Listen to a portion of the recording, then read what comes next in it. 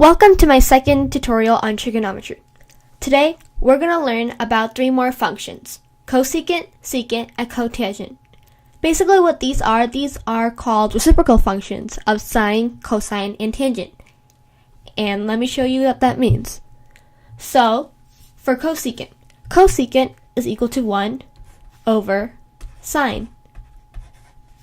Secant is equal to 1 over cosine, and cotangent is equal to 1 over tangent. And these are really similar to just sine, cosine, and tangent. It's just that the values of cosecant, secant, and cotangent are the reciprocal of the value of sine, cosine, and tangent, hence the term reciprocal functions. So let's do an example. Let's do cosecant of 30. Now when it comes to these problems, first we want to find, for cosecant 30, first we want to find sine 30. And remember, sine is equal to opposite over hypotenuse. And let's quickly draw our 30, 60, 90 triangle because we're trying to find sine 30. Here we have 30. Here we have 60. Here we have 90. 2, 1, root 3. So if we go to our 30-degree angle, opposite is 1, is equal to 1 over hypotenuse is 2. So we know that sine 30 equals 1 over 2. To find cosecant of 30, all we want to do is switch the values of the numerator and the denominator. So that becomes 2 over 1. So cosecant of 30 is equal to 2. Let's try one for secant. Let's try secant of 30. Just like the previous problem, first, in this case, we're going to find cosine. Cosine of 30. Cosine is equal to adjacent over hypotenuse. And we go here to our 30, 60, 90 triangle. We get 30. Adjacent is root 3. And the hypotenuse is 2. Once again, to get secant, we're going to flip these two. So here we get 2 over root 3. And if we simplify this, we get 2 root 3 over 3 is equal to secant of 30. Let's try cotangent of 60. Once again, we're going to find tangent of 60 first, and then we're going to flip the values. Tangent is equal to opposite over adjacent. Opposite of this 60-degree angle is root 3, and adjacent to this angle is 1. So we get root 3 over 1. Now if we switch the values of the numerator and the denominator to get cotangent, we get 1 over root 3, which is equal to root 3 over 3. So we can say that cotangent of 60 is equal to root 3 over 3. Now that's really how simple cosecant, secant, and cotangent are. It's just the values of sine, cosine, and tangent flipped. Let's move on to something called radians. Radians. What are radians? Radians are basically like degrees. They are another type of measure of an angle. Except radians, they're in terms of pi. It's really easy to convert between the two of them. Let's look at an example. So say we have an angle with the measure of 60 degrees, and we want to convert 60 degrees into a measure of radians.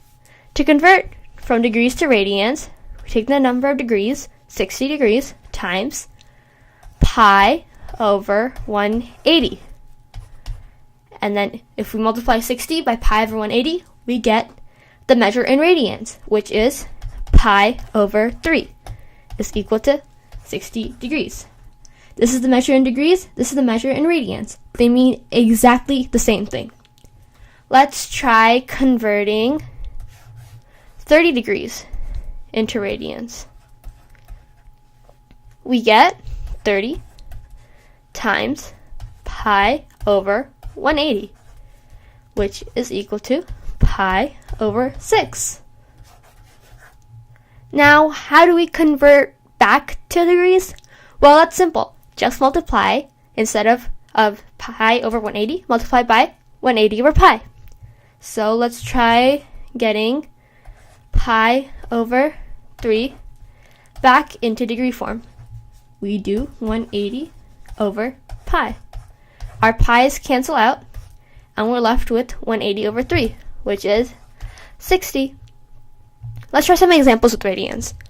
Let's try finding sine of pi over 4. First, what we want to do is convert from radians to degrees. Pi over 4 times 180 over pi. Once again, pi's cancel out, and 180 over 4 is equal to 45. So we are looking for, let's write it up here, sine of 45. We're going to draw our 45, 45, 90 triangle to help us. Here we have our 90-degree angle. We have 45.